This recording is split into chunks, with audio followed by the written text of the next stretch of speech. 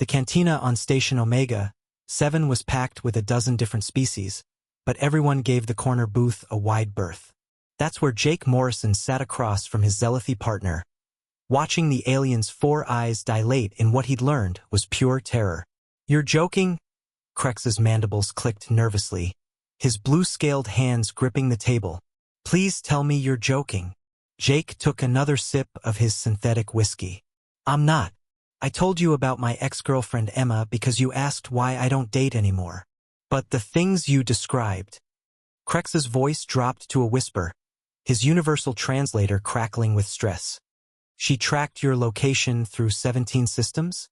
Hacked your military-grade personal communicator? Created false identities to befriend your associates and gather intelligence?" "Yeah, that's Emma," Jake shrugged. "She didn't take the breakup well."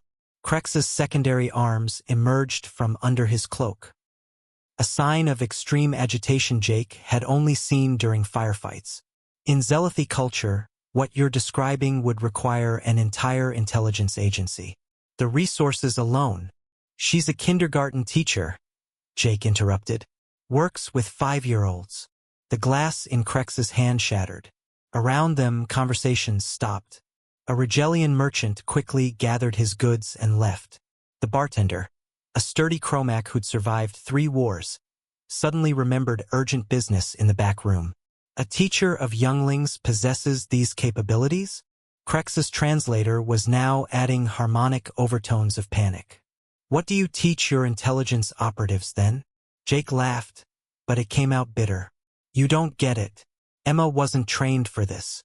She learned it all in 3 weeks after I broke up with her. YouTube tutorials, mostly. Your species shares infiltration techniques freely on your information networks. Shares everything. Lockpicking, surveillance, social engineering, psychological warfare, though they call that one relationship advice." Crex stood abruptly, pacing with all 6 limbs in a pattern Jake recognized as severe distress. "When the Galactic Council evaluated humanity for admission, they noted your resilience, your adaptability. But this is different. You're telling me any human, when emotionally motivated, can become a specialized predator." "Not any human," Jake corrected. "Just the ones in love, or formerly in love. It's complicated." "Complicated." Crex's eyes were now spinning independently. A last resort threat display. The Zarathi Empire fell because they couldn't maintain surveillance on 12 systems simultaneously. Your romantic partner did it as a hobby? She also learned 7 languages to read my private messages, Jake added, and took up orbital mechanics to calculate when I'd be planetside. Oh, and she became friends with my mother. They still have lunch. Crex sat down heavily, his scales shifting to a pale green Jake had never seen before. "I need to make a call." "To who?" "Galactic Council Emergency Session. We need to update humanity's threat classification." Jake rolled his eyes. "Come on, you're overreacting. Emma's harmless." "Mostly. Harmless." Crex pulled up his communicator, showing Jake a classified document.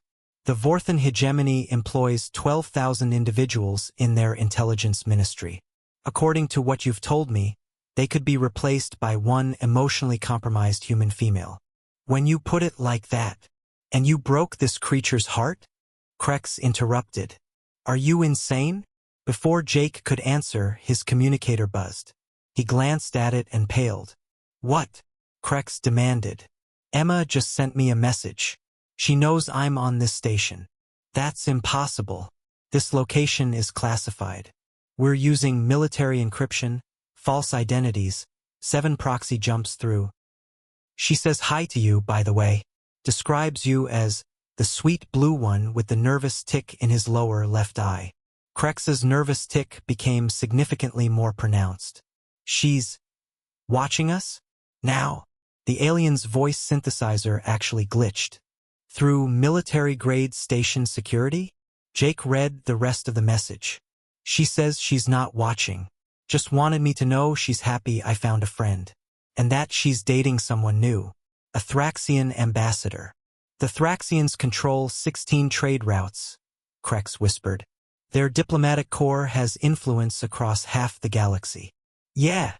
Jake finished his drink. Emma always was ambitious.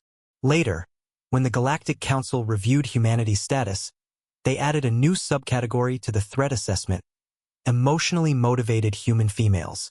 The classification level was so high that most species weren't cleared to know it existed. And somewhere in the galaxy, Emma was teaching a classroom of 5-year-olds how to finger paint, completely unaware she'd become the basis for a new galactic defense protocol.